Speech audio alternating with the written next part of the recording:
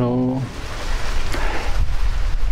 Il y a régulièrement, très régulièrement, des personnes qui, peut-être personnes parmi vous, qui m'appelaient ou m'écrivaient pour me demander de confirmer que dans les stages que j'anime en pause alimentaire, il y a bien la fameuse ou célèbre formule des 8 premiers jours à sec, c'est-à-dire sans boire, selon le protocole initial lancé par Jasmine.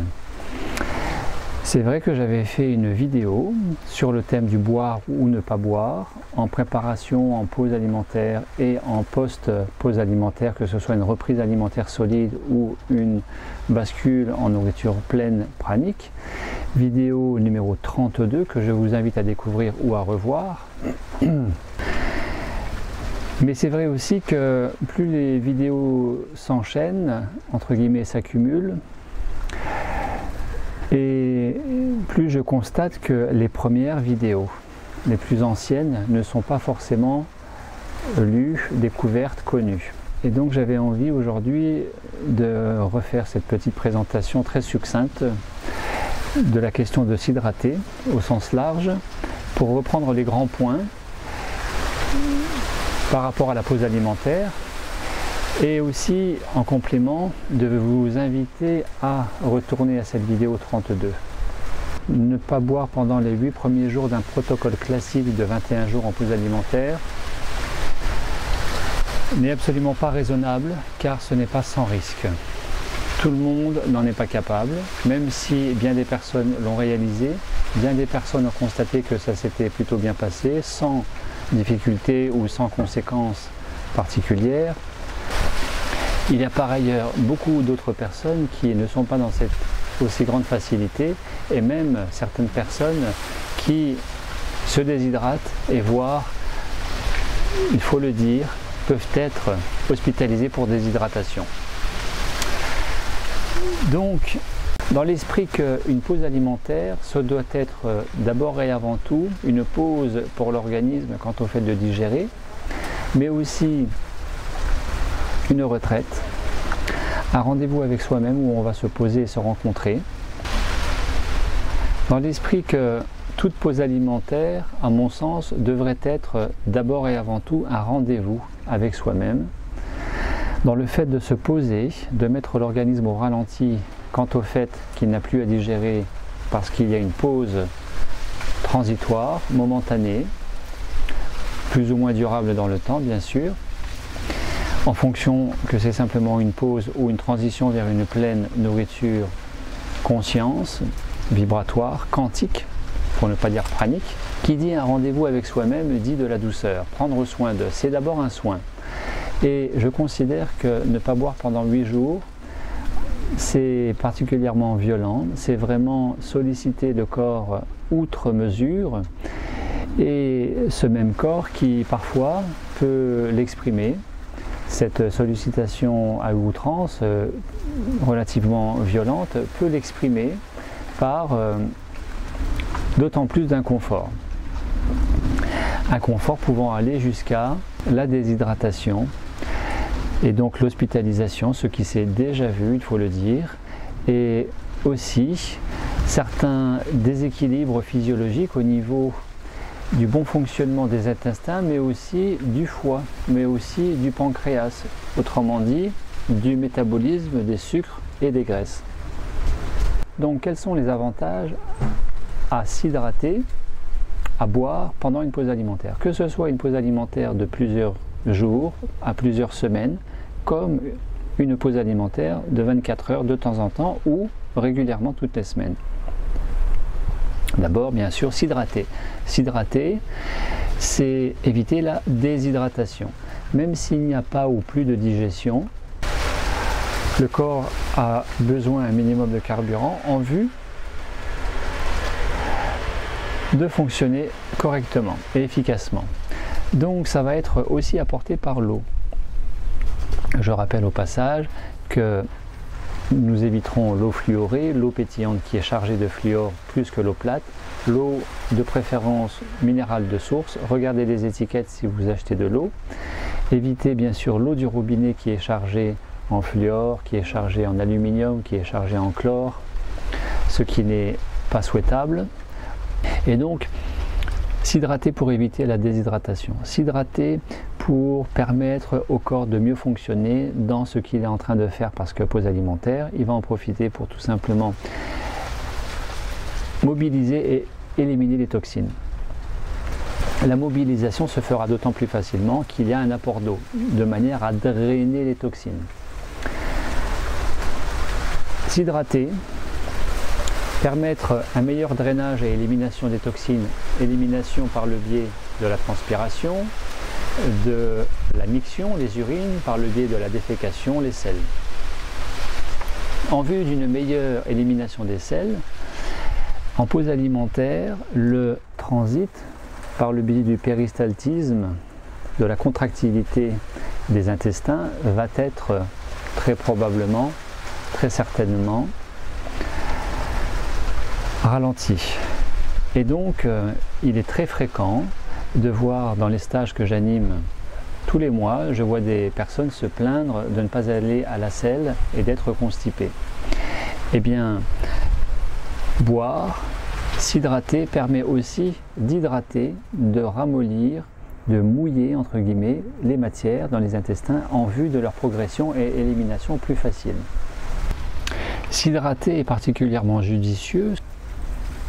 Ce que la pause alimentaire à sec avec les 8 jours à sec ne permet pas de faire, c'est qu'au travers de l'eau, ça va aussi avoir comme effet favorable, non négligeable, d'un coupe-faim. C'est-à-dire qu'on parle d'une faim qui peut persister à l'arrêt de la nourriture solide jusqu'à 3-4 jours le plus souvent. Ça peut être un jour, dès le premier jour les gens n'ont plus faim, certaines personnes peuvent avoir faim encore quelques temps après et en général ça s'arrête complètement à 3-4 jours.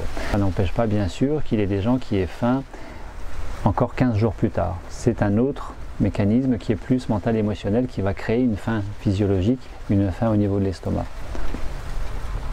Et donc le fait de boire un verre d'eau va en partie remplir la poche gastrique, l'estomac, et avoir un effet de coupe-faim. C'est exactement ce que l'on suggère aux fumeurs dans le cadre du sevrage tabac, et de couper une envie de fumer, eh bien qu'ils boivent un verre d'eau.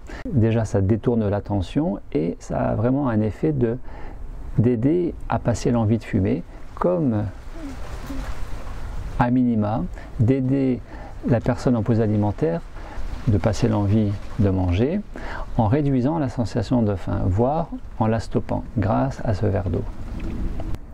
Enfin, il est tout à fait possible, d'après les travaux de Masaru Emoto, de l'eau informée, justement d'informer l'eau ingérée de manière à la charger d'une information, d'une charge énergétique, de l'énergétiser, mais aussi de la programmer pour une action déterminée.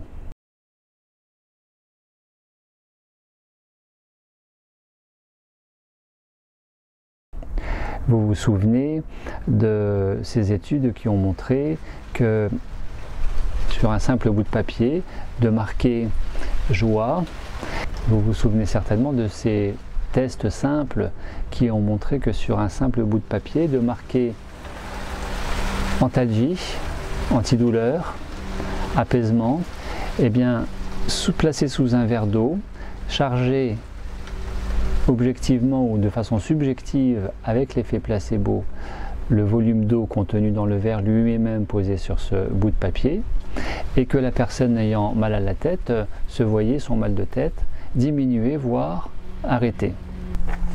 On touche là à la notion du placebo qui repose certes plus que sur une croyance, sur une conviction, mais aussi sur une posture au regard d'une action possible envers quelque chose, ce qui est tout à fait possible de réaliser grâce à ce verre d'eau, en l'informant, en l'énergétisant et en apportant une action programmée au niveau de ce volume d'eau, au niveau de l'organisme, quant à l'aider à faire son travail de détoxination, d'imprégnation, voire d'alicament, à la fois de nourrir, à la fois de soigner au sens large.